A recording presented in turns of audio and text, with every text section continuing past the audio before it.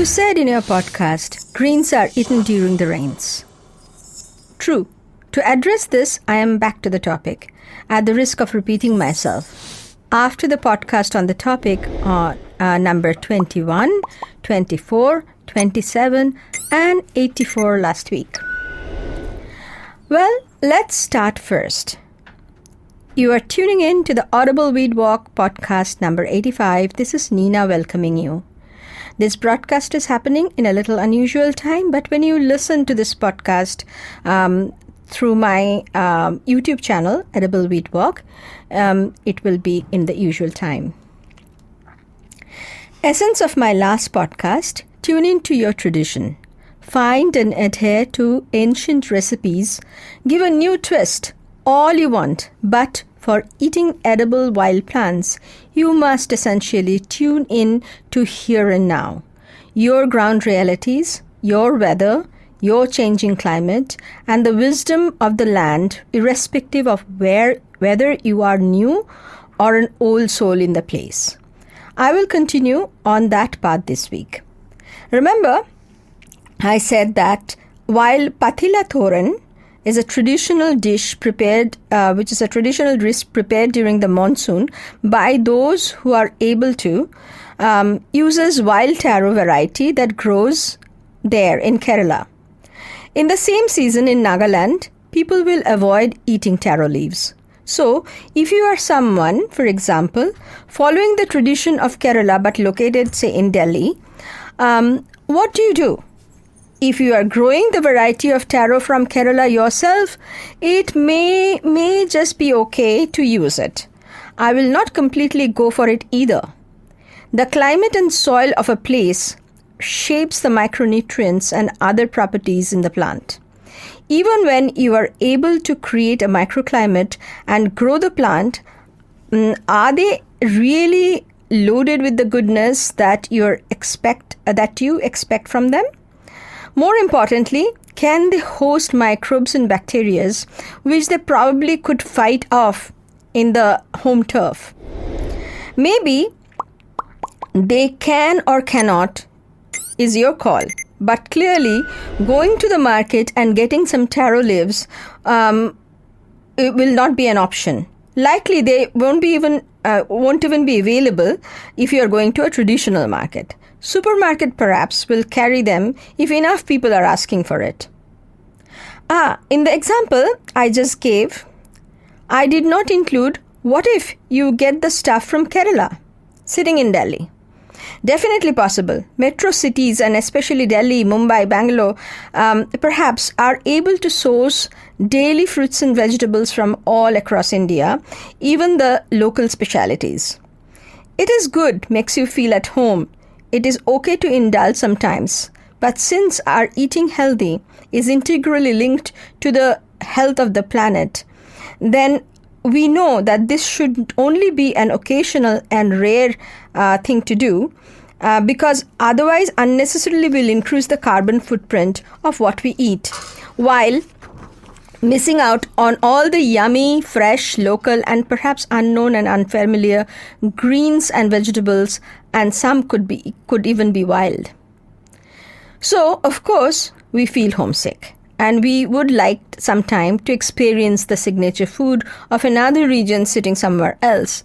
But especially when it comes to fresh produce, let's try to keep it to minimum, keep the imports to a minimum. Try, it's not a rule. But when it comes to produce, products sourced from the wild, please avoid, even when it is not a fresh produce, wild fruits, wild sourced oil, wildflower drink. You find them a lot in the websites now. Please avoid them, even if it says it's sustainably sourced, because you don't know that. I find it funny when some of the websites project, they also say very clearly that they have an ecologist on board who is helping them source, and they have a project which is part of the livelihood enhancement in the area. For a particular wild leafy green, tuber or wildflower for example, the rationale for bottling and selling far and wide is that they are abundant in the season. Abundance does not mean one needs to maximize taking or collecting. An optimal picking in its true sense would be what the people of their locality, those who depend on the forest for their life and livelihood, collects as what they need, not basically to bottle and sell, but what they need for their own consumption and a bit of selling around, which is in adherence to their tradition. The rest goes back to enrich the forest floor and multitude of plants, animals, insects, and fungi that link with them. These are essential thinking in your choice of greens. How and where is it grown? Is it local or seasonal? Is it healthy? Is it also healthy for the planet? The answer you get when you ask this question to yourself may or may not something you like or you can act upon. Sometimes we need to make greens that are not seasonal, local, or even organic for various reasons. That is okay. But ask nevertheless. More you ask, more even subconsciously, you will seek a truly healthy alternative that is healthy for us, the wilderness, and the planet as a whole. Enough of this. So, what greens can you eat? Greens that are on the trees or which climbs and are cultivated rather than in the wild. These are the things that you can eat during the rains.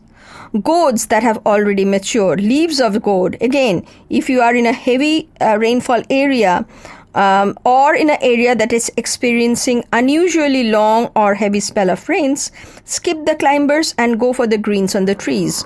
Only if you need to, or else stick to pulses, gourds, and other cultivated vegetables that are already ready.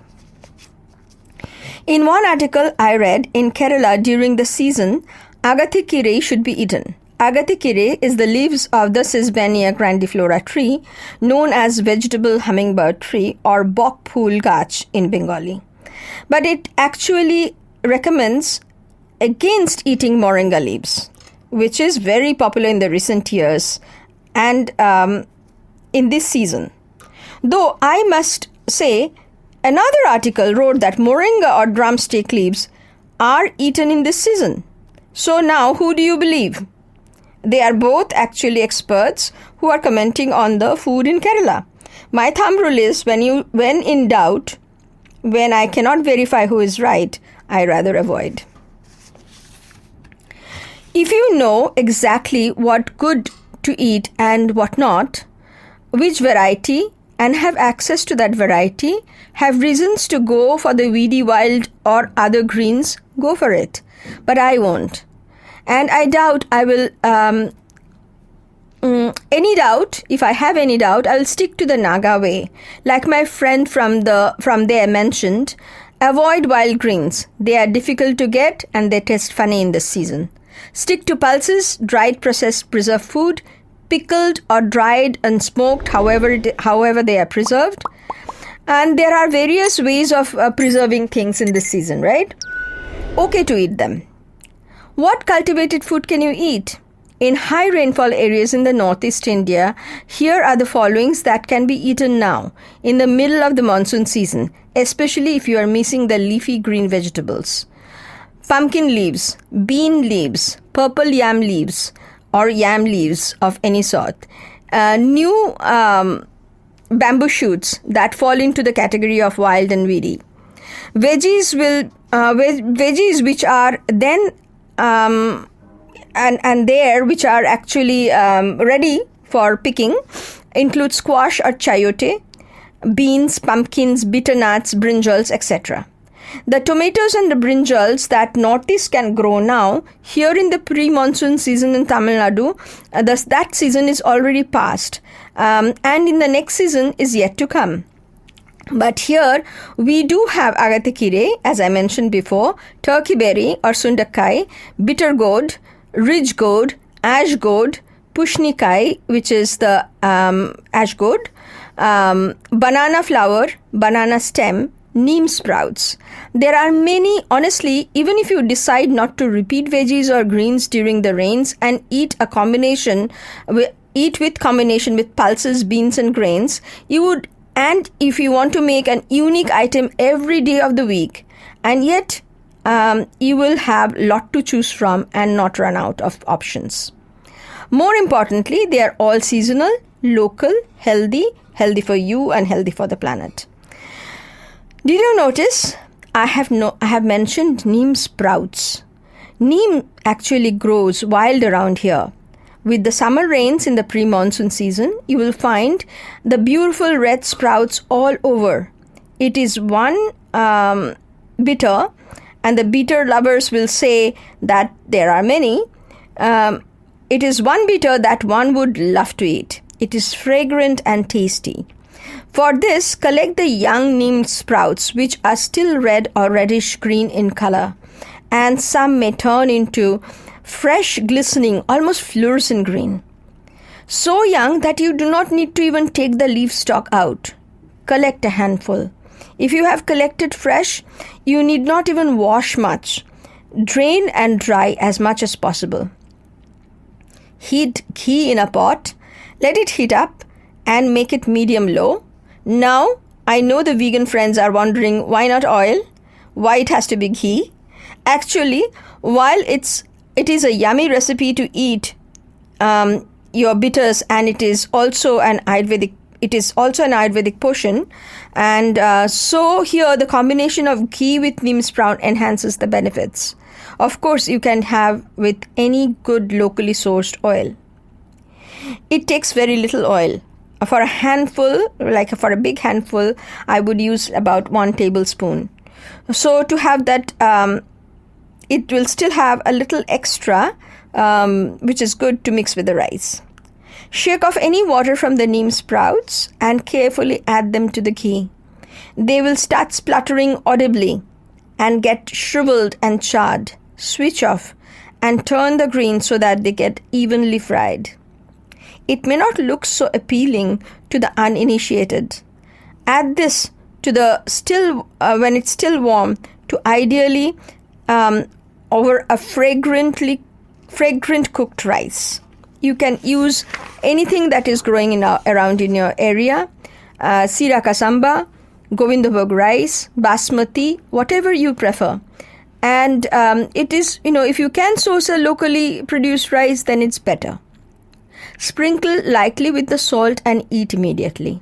I am sure I need not elaborate the benefits of the neem leaves. The new leaves also bring in macronutrients. The leaves are good to take as an immunity booster, detoxing, addressing skin problem, protects the liver, helps in sugar balancing, and so much more. But the neem sprouts in different times. The neem actually sprouts in different times in Bengal, where the recipe is from. While adapting the recipe, I chose to make it when the neem sprouts here in Tamil Nadu. That is all. Simple, isn't it? Adaptation doesn't need to be very difficult. With that thought, I will end today. See you next week. Most of India will still be under the spell of southwestern monsoon, and here we might get a few more sprays or sun to remind us that summer is not yet over. Until then, stay well and stay safe.